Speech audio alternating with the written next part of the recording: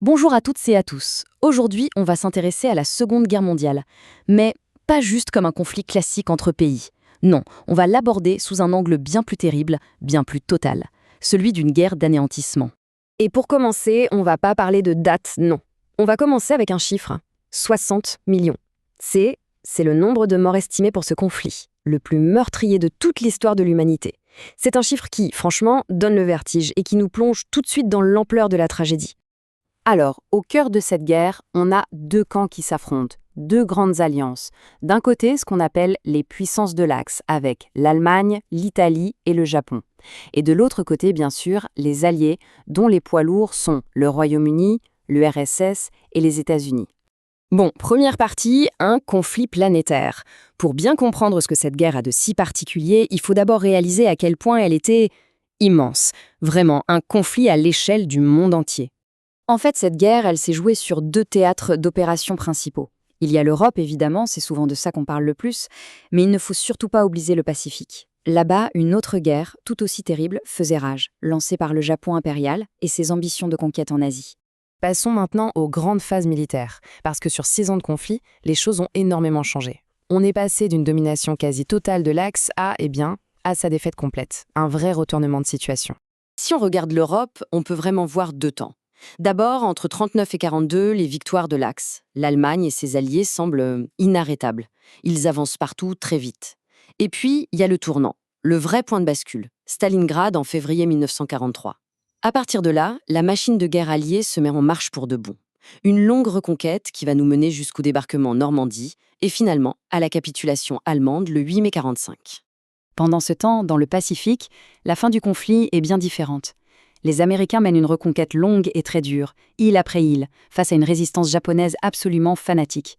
Et la guerre prendra fin le 2 septembre 1945, mais seulement après l'utilisation de l'arme atomique sur Hiroshima et Nagasaki. Ok, on a vu le déroulement. Mais maintenant, on arrive au cœur de notre sujet. Ce qui rend cette guerre si différente, ce n'est pas juste la stratégie ou les batailles, c'est sa nature profonde. Et c'est ça le point absolument central. C'était une guerre d'anéantissement. Qu'est-ce que ça veut dire au juste ? Eh bien, ça nous amène à la notion de guerre totale. C'est un concept clé. Dans une guerre totale, un pays ne mobilise pas seulement son armée, non, il mobilise tout, ses usines, ses ressources et surtout toute sa population. Et la conséquence directe de ça, c'est que la distinction bien nette qu'on avait avant entre le soldat au front et le civil à l'arrière, eh bien cette frontière vole en éclats.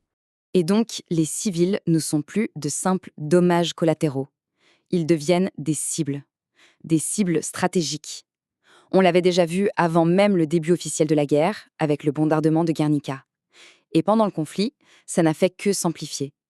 Pensez au décret Nuit et brouillard de la Gestapo, qui visait à faire disparaître les résistants, ou au massacre de civils à une échelle terrifiante en URSS. Et il faut être honnête, même les Alliés ont fini par adopter cette logique de guerre totale, avec les bombardements stratégiques sur les villes allemandes et japonaises. Cette violence, elle n'est pas réservée qu'aux civils, loin de là. Elle s'applique aussi aux soldats. Cette citation sur la bataille de Stalingrad, elle fait froid dans le dos. Les soldats des deux camps se battent avec le désespoir de bêtes féroces. On a des combattants qui sont complètement fanatisés par la propagande, qui n'ont pas le droit de reculer, et qui sont donc poussés à se battre jusqu'au bout, jusqu'à la mort.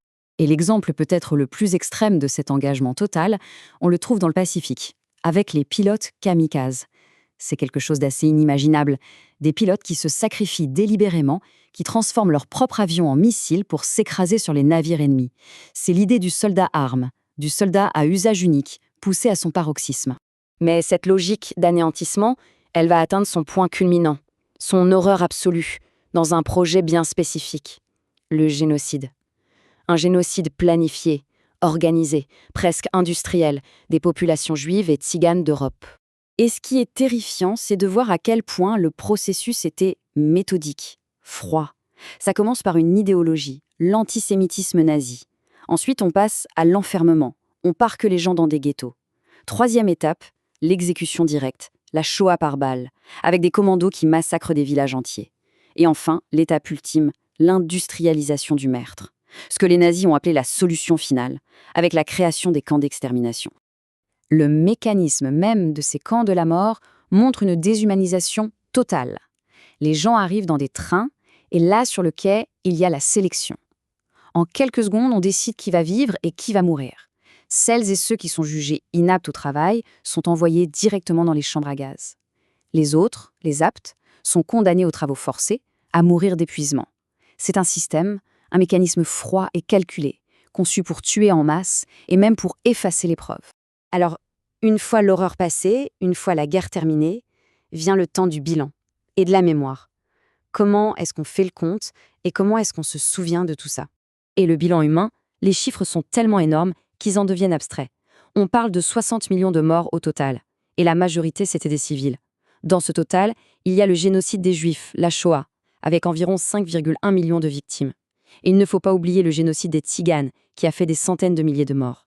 Face à des crimes d'une telle ampleur, d'une telle nature, le droit international n'était pas prêt. Il a fallu inventer un nouveau concept. C'est ce qui s'est passé au procès de Nuremberg en 1946, avec la création de la notion de crime contre l'humanité. C'était une révolution juridique. Pour la première fois, on allait juger des dirigeants pour des crimes planifiés, systématiques, contre des populations civiles. L'idée, c'est qu'il y a des actes tellement horribles qu'aucune loi nationale, aucune excuse d'obéir aux ordres ne peut les justifier.